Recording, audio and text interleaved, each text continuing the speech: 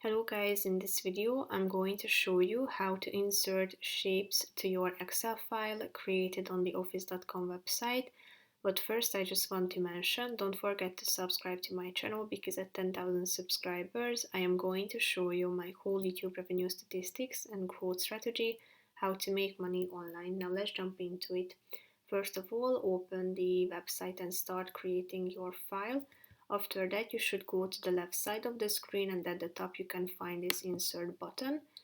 Tap on it and click on shapes. Here you can find a bunch of shapes such as lines, rectangles, basic shapes, arrows, equation shapes and so on.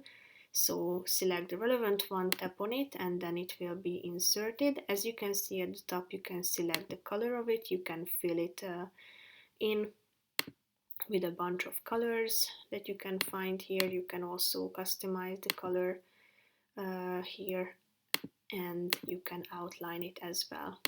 So basically that's it for this video guys. See you in the next one. Bye bye.